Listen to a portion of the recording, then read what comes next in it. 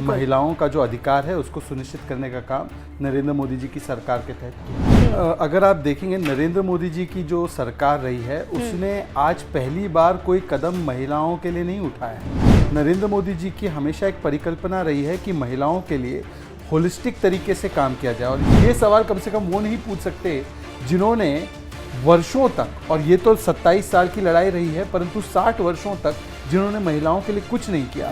केवल और केवल शाहबानू से लेकर शायरा बानू तक उन्होंने महिलाओं के अधिकारों का हनन किया वोट बैंक के लिए। परिवार इनके लिए अहम है, लोग इनके लिए अहम नहीं है। अब मैं उनसे सवाल पूछना चाहता हूँ, उनका जो बिल वो जो बात कर रहे हैं 2010 में राज्यसभा में उन्होंने लाया। 4 वर्षों तक इनकी संख्या थी, नंबर्स थे इनके पास, नियत नहीं थी, इसलिए लोकसभा में कभी लिस्ट करके इसको पारित नहीं कराया। उनसे पूछा गया कि ओबीसी का आरक्षण इसमें क्यों नहीं किया गया है, तो सुनिए जवाब क्या देती है सुनिए।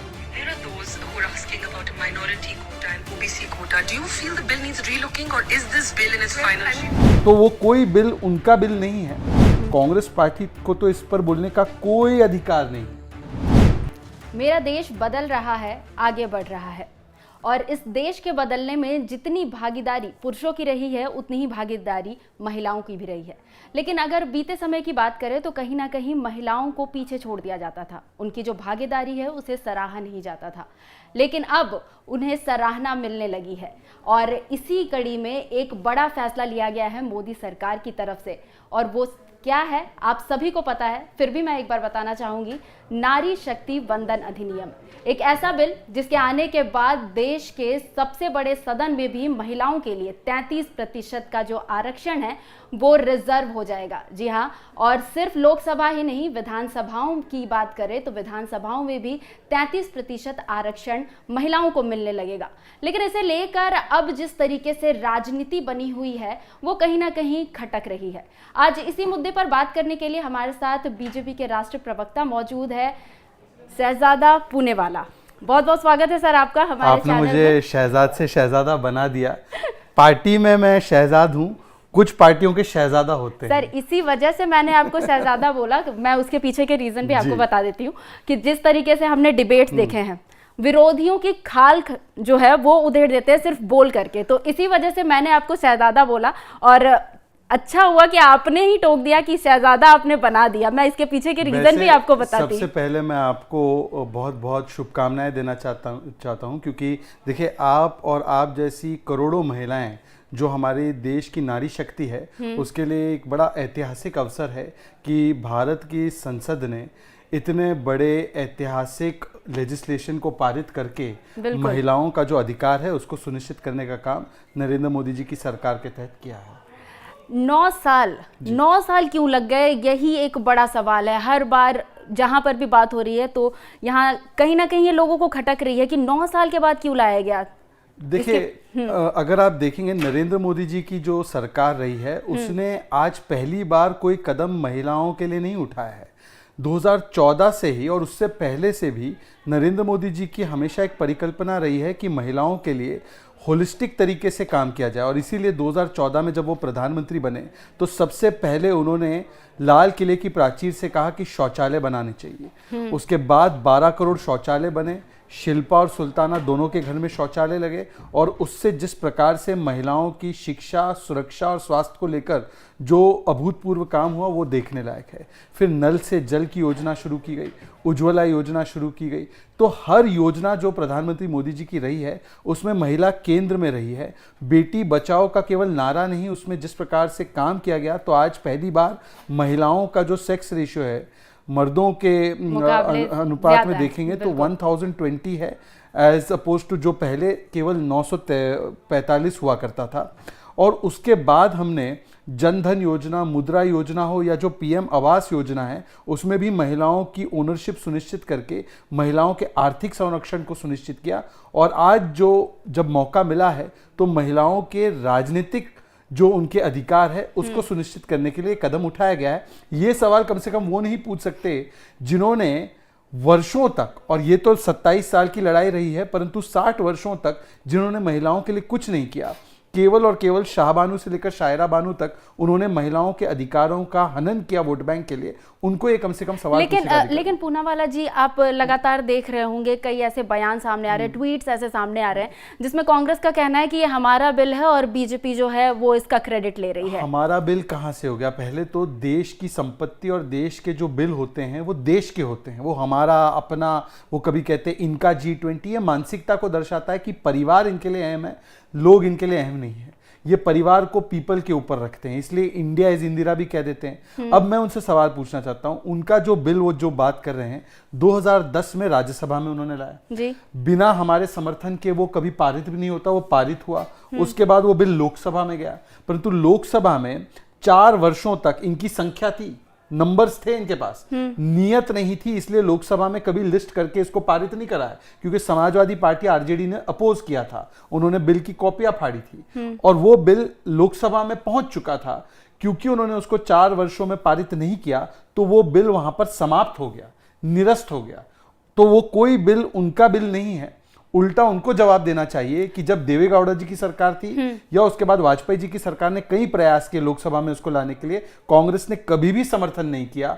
और कांग्रेस पार्टी आज उनको जवाब देना चाहिए कि महिलाओं के अधिकारों को सुनिश्चित करने में उन्होंने जब इतने मौके थे तब उसको क्यों नहीं आगे किया और केवल समाजवादी के डर से वो पीछे और रह गए। जब जिस वक्त अर्जुन राम मेघवाल जी इस बिल को लेकर के पूरी बातों को रख रहे थे तो वो बार बार ये बात भी कह रहे थे कि संशोधन किया गया है, संशोधन किया गया है, काफी बदलाव किए गए हैं। तो उस पर क्या कहेंगे? क्या कुछ बदलाव है जिससे ये पता चले कि ये बिल, जैसा आप पहले ही कह चुके हैं कि देश का बिल है, लेकिन फिर भी कुछ तो चेंजेस है जिस वजह से मोदी सरकार इसे लेकर के आई है? देखिए, ऐसा है कि इस बिल में जिस प्रकार के प्रावधान डाले गए हैं ये सुनिश्चित करेगा कि हमारे देश की महिलाओं को उनका अधिकार न केवल जनरल इलेक्शन में लोकसभा में मिले, परंतु हर विधानसभा में भी उनको ये मिले। और दिल्ली की असेंबली में भी एक अलग व्यवस्था होती है, तो हर जगह पर उनको 1/3 मतलब 33% रिजर्वेशन मिले, ये सुनिश्चित किया गया है। दूसरी बात यह है कि इसको प्रॉपर तरीके से करना है। इसका मतलब ये है कि एक डिलिमिटेशन कमीशन जो होगी वो बैठकर पब्लिकली हियरिंग करके तय करेगी कि किन सीटों पर महिलाओं को आरक्षण मिलना चाहिए, और उसके बाद ये 33% लागू होगा और उसके बाद ये पूरी व्यवस्था जो है वो रोल आउट होगी। तो ये सुनिश्चित करने का काम इस बिल के माध्यम से किया गया है। बिल्कुल। यहाँ आपने आरक्षण की बात कही, आरक्षण को भी लेकर इस पर बवाल मचा हुआ है। जैसा कि आप देख रहे होंगे कि SC ST को आरक्षण मिला लेकिन OBC को नहीं मिला। इसके पीछे के रीजंस क्या है और विपक्षियों को इसके पीछे का क्या जवाब आप देना चाहेंगे? देखिए, ऐसा है, पहले तो OBC आरक्षण को लेकर जहां तक कांग्रेस पार्टी ये इतनी बेईमान और हिपोक्रिटिकल पार्टी है, मैं आपके व्यूअर्स को एक वीडियो सुनाना चाहता हूं। मुझे याद आया कि मैंने ये वीडियो संभाल के रखा था, आपको सुनाता हूं कि जब 2010 में कांग्रेस पार्टी ने अपना बिल पारित किया था तो उस समय पर उन सोनिया जी से, क्योंकि सोनिया जी उस समय पर क्रेडिट ले रही थी, उनसे पूछा गया कि OBC का आरक्षण इसमें क्यों नहीं किया गया है। तो सुनिए जवाब क्या देती है सोनिया जी। There are those who are asking about a minority quota and OBC quota. Do you feel the bill needs relooking, or is this bill in its final shape? I mean, to those who ask such questions, I would say, who prevents you from giving to Muslim women, to OBC women, a seat in the reserved 33%? Who's going to prevent them from doing मतलब वो कह रही थी उस समय पर, और उस समय पर यूपीए सरकार का स्टैंड था कि ये इस प्रकार का कोटा विद इन कोटा नहीं दिया जा सकता OBC को। और सोनिया जी तो ये ज्ञान दे रही थी कि आपको कौन रोक रहा है कि जो 33% रिजर्व सीट्स है उसमें आप अल्पसंख्यक महिलाओं को या OBC महिलाओं को दे दे। और जहां तक OBC समाज की बात है, कांग्रेस पार्टी को तो इस पर बोलने का कोई अधिकार नहीं है। मंडल कमीशन की रिपोर्ट 79 में आई थी, उस समय पर इंदिरा जी की सरकार थी। इंदिरा जी की सरकार ने मंडल कमीशन लागू नहीं किया, राजीव जी की सरकार ने लागू नहीं किया, VP सिंह की सरकार बीजेपी के साथ समर्थन में बनी थी, उसने जब लागू किया तो राजीव गांधी जी ने विरोध किया मंडल कमीशन के लागू होने का। और यहां तक ही नहीं, अभी जब OBC कमीशन को कॉन्स्टिट्यूशनल स्टेटस हमारी सरकार ने दिया 4-5 वर्षों पहले, तो कांग्रेस ने उसके खिलाफ जाकर वोट किया। और देश के पहले प्रधानमंत्री जिन्होंने OBC रहते हुए अपने कार्यकाल को पूरा किया है, तो ऐसे देश के पहले ऐसे प्रधानमंत्री नरेंद्र मोदी है। देवेगौड़ा जी उनसे पहले OBC प्रधानमंत्री बन गए थे, परंतु उन्होंने कार्यकाल पूरा नहीं किया, कांग्रेस ने सरकार गिरा दी थी। जी, बिल्कुल। और सबसे ज्यादा OBC मंत्री किस पार्टी के हैं? ऐतिहासिक रूप से। अब 27 मंत्री हमारे ओबीसी समाज से, सबसे ज्यादा एमपी हमारे ओबीसी समाज से 85 है। कांग्रेस के तो इतने एमपी नहीं है जितने हमारे ओबीसी समाज से एमपी है। तो कांग्रेस किस मुंह से ओबीसी समाज की बात करती है, ये समझ के परे हैं। और ओबीसी के विषय में एक और बात मैं कहना चाहता हूं, एक कॉन्स्टिट्यूशनल बात। क्या ओबीसी के लोगों को अभी एजुकेशन में तो उनको रिजर्वेशन है, सीटों में कॉलेज की वगैरह में रिजर्वेशन है, क्या ओबीसी समाज को पॉलिटिकल रिजर्वेशन है क्या, जैसे एससी एसटी की सीट रिजर्व होती है? नहीं है, नहीं है, ऐसा नहीं है। तो फिर तो मुझे बताइए ना कि किस प्रकार से ये लोग झूठ और भ्रम फैलाते हैं। आप अपनी पार्टी से सुनिश्चित कीजिए कि ओबीसी महिलाओं को और मुस्लिम महिलाओं को और जो भी है महिलाओं को दे रिजर्वेशन। कौन मना कर रहा है? अब बात जिस तरीके से आगे बढ़ रही है, सभी का समर्थन मिला। अगर विपक्षियों की बात करें, कांग्रेसियों की भी बात करें, तो सभी का ये दो का नहीं मिला। हाँ, 2 का नहीं मिला। मैं अब यही बात करने वाली थी कि AIMIM जो है वो इसमें सपोर्ट नहीं कर रही है। क्या लगता है, क्या वजह है, क्यों नहीं करना चाहती? क्या वो नहीं चाहती कि महिलाएं आगे बढ़े? इनका कोई भी विषय उठा लीजिए खुशबू जी, आप देखेंगे इनका एंगल एक ही होता है।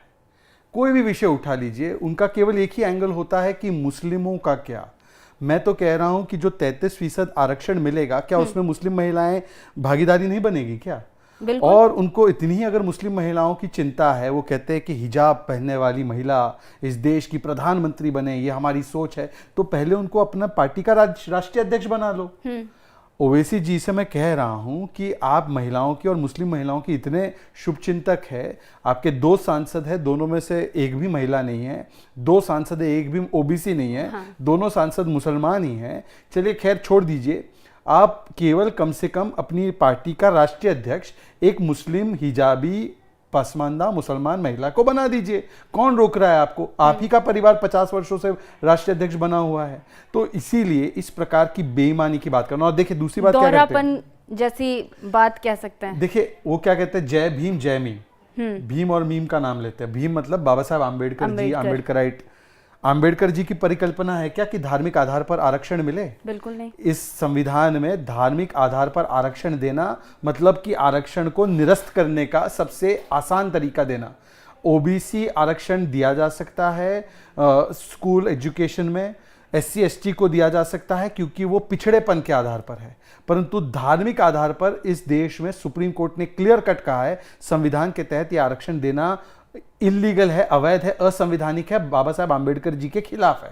तो जो वो प्रपोज कर रहे हैं वो बेईमानी है। एक और सवाल कि यहाँ पर ये मांग भी उठ रही थी कि जब ये बिल, क्योंकि कहीं ना कहीं सबको पता है कि ये बिल जो है कानून बनने वाला है, ये पास हो ही जाएगा, 2024 में ये लागू नहीं होगा, ये भी आप जानते हैं। और इसी को लेकर लगातार विपक्षी ये भी बोल रहे हैं कि 2024 में लागू क्यों नहीं होगा। हाँ। मेरा भी यही सवाल है और चाहूंगी कि आप बताएं कि 2024 में क्यों नहीं लागू होगा, वो अगले चुनाव में क्यों? देखिए 2027 से, चाहे वो विधानसभा हो और उसके बाद लोक जी। आज की तारीख में हमारी लोकसभा में 545 और एक्चुअली 543 543 सीट्स है।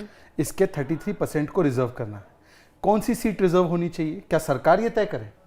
नहीं, और आपने बताया। हाँ। मान लीजिए सरकार के हाथ में हो और सरकार कोई सीट रिजर्व कर ले और अच्छी नियत से करे। हाँ। और उसमें जैसे कल अमित शाह जी ने बताया और आज नड्डा जी ने बताया, मान लीजिए उसमें वायनाड रिजर्व हो जाए, मान लीजिए उसमें रायबरेली रिजर्व हो जाए, मान लीजिए कि उसमें और कई ऐसी सीटें रिजर्व हो जाए, तो क्या होगा?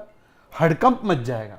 इसीलिए ये कार्य जो है संविधान के आधार पर डीलिमिटेशन कमीशन ही कर सकता है, क्योंकि डीलिमिटेशन कमीशन में election commission, supreme court, judiciary के ऐसे लोग बैठे होते जो सारे तथ्यों को देखकर, आंकड़ों को देखकर और पब्लिक हियरिंग करने के बाद इस फैसले पर आएंगे। और वो क्वासाई जुडिशियल होता है, मतलब एक जुडिशियल बॉडी का फैसला होता है।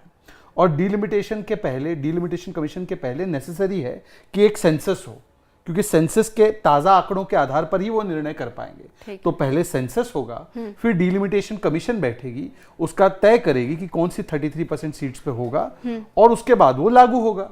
ठीक है, तो कुल मिलाकर देखा जाए तो नारी को सशक्त करने के लिए ये जो कानून बनाया जा रहा है उससे कहीं ना कहीं सच में नारी सशक्त होगी। अब मैं इस नारी सशक्तिकरण को थोड़ा सा साइड करना चाहूंगी और बात करना चाहूंगी दूसरे मुद्दे को। आजकल आप देख रहे होंगे काफी ज्यादा ट्रेंड कर रहा है सनातन धर्म को गाली दो। आप साउथ के कुछ बड़े नेताओं की बात ले लें, लाइक स्टालिन की बात ले लेते हैं। बीते दिन ही वो एक बयान दे रहे थे जिसमें वो बोल रहे थे सनातन धर्म जो है वो डेंगू मलेरिया है, इसे खत्म कर देना चाहिए। इसके अलावा और भी अगर देखा जाए तो बहुत सारे ऐसे नेता, उत्तर भारत की भी बात करें तो स्वामी प्रसाद मौर्य की बात ले लीजिए, उनका भी एक बयान आया था, हिंदू धर्म नहीं है, धोखा है। अभी 2 दिन पहले वो एक और बयान देते हैं जिसमें कहते हैं कि सनातन धर्म नहीं है, ब्राह्मणी धर्म है। तो किस तरीके से देख रहे हो और ये करना क्या चाहते हैं, कहना क्या चाहते हैं? देखिए, दरअसल मुंबई की मीटिंग के बाद जो इंडी गठबंधन की मुंबई की मीटिंग हुई उसमें लोगों तय नहीं कर पाए, लोगों के लिए क्या करना है वो तय नहीं कर पाए, नेतृत्व तय नहीं कर पाए। हाँ, पर एक एजेंडे पर पूरा कंसेंसस था। मोदी जी तो यूक्रेन और रशिया के बीच में कंसेंसस बना रहे थे, पूरी दुनिया का कंसेंसस बना रहे थे न्यू दिल्ली डिक्लेरेशन पर इनका मुंबई डिक्लेरेशन क्या था? मुंबई का डिक्लेरेशन था, साफ शब्दों में कहूँ तो, कि हिंदू को दो गाली ताकि मिले वोट बैंक की ताली। इसीलिए मुंबई की मीटिंग के 24 घंटे बाद, जिनका आपने नाम लिया उदयनिधि स्टालिन, ये क्या कहते हैं? ये नहीं कहते सनातन का विरोध हो, ये कहते हैं सनातन समाप्त हो जाए जी। और उस बयान को समर्थन देने के लिए प्रियंक खड़गे, जो खड़गे जी के पुत्र है, वो आ जाते हैं। उसके बाद कांग्रेस पार्टी के एक और नेता है परमेश्वर जी, उन्होंने कहा हिंदू धर्म का जन्म कहाँ से हुआ बताइए? राहुल गांधी कहते हैं मैंने उपनिषद पढ़ी है, मैंने गीता पढ़ी है, मैं हिंदू हूँ, मैं जनिधारी हूँ। जाकर के भी लोगों को ये सब बात जगह कहते हैं इस प्रकार की बातें कर रहे हैं और उनके नेता इस प्रकार के बयान दे रहे हैं। केसी वेणुगोपाल कहते हैं कि सर्वधर्म संभाव है, परंतु पार्टियों को अपना अपना अधिकार है अपने अपनी अभिव्यक्ति की आजादी प्रकट करने का। मतलब सनातन को समाप्त करना ये अभिव्यक्ति की आजादी, और सनातन को समाप्त करना या हिंदू धर्म को समाप्त करना, ये इससे पहले किसने कोशिश की थी? औरंगजेब ने, गजनी ने। और उनका मॉडल क्या था? मंदिर तोड़ना, धर्मांतरण कराना, तलवार की नोक पर जिजिया लगाना। तो और किस तरीके से समाप्ति की कोशिश की जाएगी? मतलब कि सीधा सीधा ये हेट स्पीच है, और केवल सनातन को लेकर, क्योंकि कुछ लोगों ने क्या कहा, सनातन मतलब जाति व्यवस्था, हम जाति व्यवस्था के खिलाफ है। मनोज झा वगैरह इस प्रकार के बयान देने और प्रियंक खड़गे ने भी जब बयान दिया था, उन्होंने कहीं सनातन का नाम नहीं लिया था। इनडायरेक्टली जैसा सब कहते हैं, जैसा मैंने पढ़ा है या फिर देखा गया है। उसके बाद जो बयान ए राजा का है, जिसमें ए राजा ने साफ साफ कह दिया कि हिंदू धर्म, know if and but, Hindu धर्म पूरी विश्व के लिए मेनेस है। तो इसके बाद क्या बचा है? फिर रामचरितमानस को लेकर जो पोटेशियम साइनाइड कहा गया चंद्रशेखर के द्वारा, जिस प्रकार से समाजवादी पार्टी के नेता ने हिंदू धर्म को झूठा कह दिया, ममता बनर्जी से लेकर सिद्धरामैया तिलक लगाने को तैयार नहीं। आरजेडी का बयान आता है तिलक लगाना मतलब गुलामी की निशानी। मतलब कि मानिए लोकमान्य तिलक से लेकर बाकी हमारे सारे नेता जिनके नाम, स्वभाव, काम सब में तिलक दिखता है, उन सबको ही उन्होंने एक प्रकार से गुलामी परोसने वाला बता दिया। और उसके बाद भी लगातार जो हमले हिंदू धर्म पर हो रहे हैं, हिंदुओं पर हो रहे हैं, इंडी गठबंधन के साथियों के द्वारा, इस पर राहुल गांधी, अखिलेश यादव, तेजस्वी यादव, अरविंद केजरीवाल, किसी का कैटेगोरिकल बयान है नहीं आया। बिल्कुल, मैं यही बात बोलने वाली थी कि अगर ध्यान दे इन लोगों की गतिविधियों पर या फिर इनके द्वारा जो बयान दिया जा रहा है, जो भी उस पर किसी भी नेता का खुलकर बयान नहीं आ रहा है कि वो अगेंस्ट है या फिर उनके साथ है। वो इसमें दोहरापन जैसी एक स्थिति पैदा हो रही है। एक तरफ साउथ के लोग कुछ अलग बोल रहे हैं, साउथ के नेता, और अगर टीएमसी की बात कर ले तो टीएमसी ने भी ये बात बोला था कि हमारा उनके बयान से कुछ लेना देना नहीं है। आप एक बात समझिए, इनका कोई खंडन न आना ये नहीं है विषय, ये तो इन्होंने बयानों को स्वीकारा है, अपनाया है और अपनी पार्टी का एजेंडा है ये बताया है। पॉन मुड़ी जो डीएमके के एक नेता है, उन्होंने कहा साफ साफ कि ये इंडी गठबंधन का एजेंडा है। इन्होंने ये नहीं कहा कि ये डीएमके का एजेंडा है, उन्होंने ये नहीं कहा कि ये कोई आईयूएमएल का एजेंडा है, ये कोई आरजेडी या समाजवादी पार्टी का एजेंडा है। उनके एजुकेशन मिनिस्टर जो उनके साथी है इस अलायंस में, उन्होंने कहा इंडी पार्टी का हमारा एजेंडा है कि ये सनातन का समाप्ति करना है। और उसके बाद भी जब ये दिल्ली में मिले और उसके बाद कोई कैटेगोरिकल खंडन नहीं हुआ, मतलब उन्होंने इसको स्वीकारा है। तो मेरा सवाल यह है कि कृष्ण जी के स्वप्न देखने वाले अखिलेश यादव जी, तेजस्वी यादव जी जो सिद्धि विनायक मंदिर ले जाते हैं लालू जी को, राहुल जी जो जनेऊधारी उच्च कोटि के ब्राह्मण अपने आप को कहते हैं, शिवभक्त भी कहते हैं, और उसके अलावा ममता दीदी जो चंडी पाठ करती हैं, और प्रियंका दीदी जो नर्मदा जी की आरती उतारती हैं, ये, और अरविंद केजरीवाल जो तीर्थ यात्रा पर सबको भेजते हैं, ये लोग कहाँ हैं? इनको आप पूछिए अब कैटेगोरिकली। ये सभी लोग ऑन बोर्ड है। इन सभी लोगों का अगर इतिहास उठा के देखेंगे, कांग्रेस का तो खैर आप लंबा इतिहास है हिंदू विरोध का, अरविंद केजरीवाल से लेकर तेजस्वी यादव जी का और अखिलेश यादव का लंबा इतिहास है सर। काफी लंबा डिबेट होता जा रहा है। मैं कुछ विपक्षी नेताओं के नाम लूंगी, एक छोटा सा गेम खेलते हैं। विपक्षी नेताओं के नाम लूंगी, आपके मन में उनको लेकर एक लाइन जो भी आ रही होगी तुरंत फटाफट बोलना है। हाँ, मतलब एक लाइन में उन्हें डिफाइन करना है, ठीक है। सबसे पहले मैं नाम लूंगी मायावती जी का। नहीं sir, rapid fire. Mayawati ji, सफेद हाथी। नीतीश कुमार जी। उनको पलटू चाचा उन्हीं के साथियों ने कहा है। अखिलेश यादव। उत्तर प्रदेश के राहुल गांधी। स्टालिन, उदयनिधि स्टालिन। दक्षिण के राहुल गांधी। अब मैं बीजेपी की तरफ शिफ्ट होना चाहूंगी, पीएम मोदी। सबसे प्रेरणादायक और दुनिया के सबसे लोकप्रिय नेता योगी जी, योगी आदित्यनाथ। कानून व्यवस्था पर बुलडोजर जैसी पकड़ रखने वाले। आपके आइडल?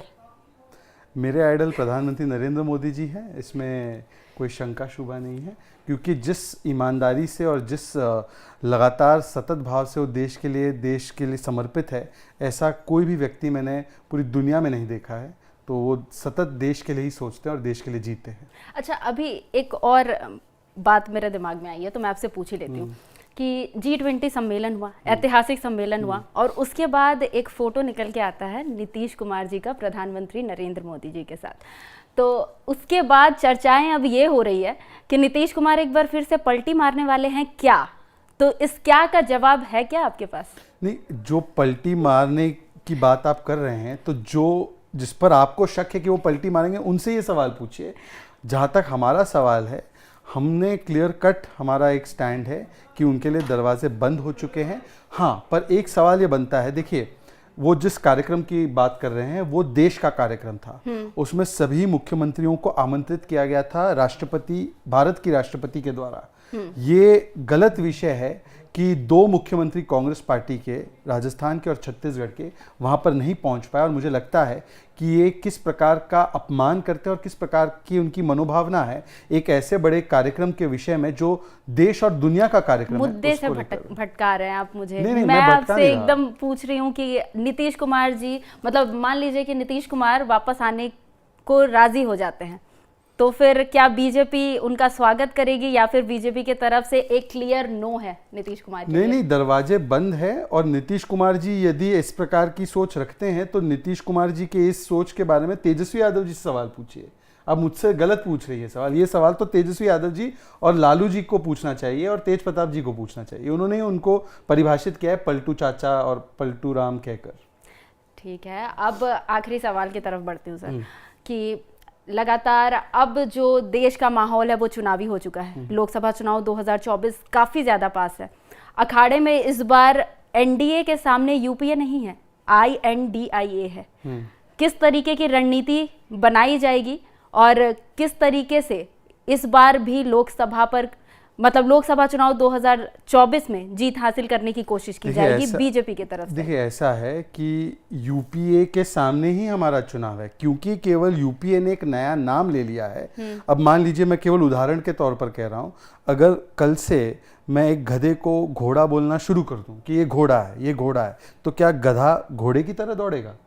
तो गधा गधा ही रहेगा। मतलब मैं इस प्रकार की तुलना नहीं कर रहा हूं, मैं आपको केवल एक अलग उदाहरण दे रहा हूं। तो ये यूपीए ही है, और जो यूपीए का चरित्र है कि भारत विरोधी ताकतों के साथ खड़े रहना, अफजल और याकूब की पैरवी करना, PFI और सिमी की पैरवी करना, वो आज भी इंडी अलायंस कर रहा है। हिंदुओं के और सनातन धर्म के खिलाफ होना, वो आज भी कर रहा है। तुष्टिकरण की राजनीति करना, वो आज भी कर रहा है। सर, ये तो उनकी बात है ना, मैं बीजेपी का तो मैं तो आपको बता रहा हूं कि पहले तो हमारी प्रतिस्पर्धा जो है वो यूपीए के साथ ही है। नाम केवल अलग है, ब्रांडिंग केवल अलग है। दूसरी तरफ देखिए, चुनाव किसके बीच में हो रहा है? चुनाव एक तरफ है मिशन और विजन पर काम करने वाले प्रधानमंत्री जो G20 आयोजित करते हैं, और दूसरी तरफ एक ऐसा 420 वाला समूह है जिसका केवल लक्ष्य है अपने परिवार का एम्बिशन, करप्शन, कमीशन, डिवीजन और ऑब्सेशन करना कि मोदी को कैसे रोकना है। हम लोग देश को 10वें से 30वें स्थान पर ले जा रहे हैं, 80 करोड़ लोगों को राशन दे रहे हैं, 13 करोड़ लोगों को गरीबी से निकाल रहे हैं, 13.5 करोड़ लोगों को किस प्रकार से हमने निकाला है गरीबी से, 12 करोड़ के घर में शौचालय पहुंचे हैं, 11 करोड़ के घर में नल से जल पहुंचा है। ये सारी चीज़ें हमने की हैं देश के लिए। और दूसरी तरफ क्या है कि कैसे केवल मोदी जी को हटाना है, यही इनका एकमात्र पॉइंट है और सनातन की समाप्ति। तो लोग मिशन और विजन के साथ जाते हैं, कमीशन, करप्शन और डिवीजन के साथ नहीं जाते। तो कुल मिलाकर देखा जाए तो 2014 और 2019 के बाद 2024 का कुछ मतलब अगर नया रणनीति देखा जाए तो वो बीजेपी का नहीं है, वही है कि विकास करना है और विकास करना है। देखिए, आप देखिए आज अगर आप इस कालखंड को देखेंगे तो विकास का भारत का पताका IMF से लेकर मॉर्गन स्टैनली की रिपोर्ट आ गई है कि कैसे हमारी सबसे तेजी से बढ़ने वाली अर्थव्यवस्था है। विज्ञान का पताका चंद्रमा के दक्षिणी ध्रुव पर अभी शिव शक्ति पॉइंट जहां पर हमने बनाया है वहां पर भारत का तिरंगा पहुंच चुका है। और विश्वास का पताका G20 से लेकर अब देखना कि किस प्रकार से सनातन का पताका ऋषि सुनक से लेकर कोणार्क के चक्र तक, नटराज जी की मूर्ति तक और गगनचुंबी राम मंदिर तक विश्वास का भी पताका लहरा रहा है। तो विज्ञान, विकास और विश्वास, ये हमारा काम है। वहाँ पर विभाजन और केवल विरोध, यही इनके एजेंडे में है। बिल्कुल। तो हमारे साथ जुड़ने के लिए बहुत बहुत शुक्रिया। ये हमारे साथ जुड़े हुए थे बीजेपी के राष्ट्रीय प्रवक्ता, एक बार फिर से बता देती हूँ, शहजाद पुणेवाला। और बहुत सारी बातें हुई इनसे और बातचीत के दौरान बहुत कुछ पता चला कि किस तरीके से अब एनडीए आगे की रणनीति तय करेगी और लोकसभा चुनाव 2024 में किस तरीके से वापस से सत्ता में आने की कोशिश करेगी। दूसरी तरफ इन्होंने ये भी बताया कि नारी शक्ति वंदन अधिनियम किस तरीके से महिलाओं के लिए फायदेमंद होने वाला है और इसकी क्या कुछ पॉइंट्स है जो लोगों को समझने की जरूरत थी। उम्मीद करती हूँ कि इनके द्वारा दिए गए जो भी पॉइंट्स थे और जो भी बातें थी वो आपको समझ आई होगी, ताकि आप ये भी समझ गए होंगे कि किस तरीके से अब नारी शक्ति अधिनियम बिल जो कानून बनने वाला है उसके बारे में क्या कुछ लोगों को जानना था और उसके बारे में इन्होंने जानकारी दी। फिलहाल इस खास इंटरव्यू में मेरे साथ इतना ही। मुझे दीजिए इजाजत। नमस्कार।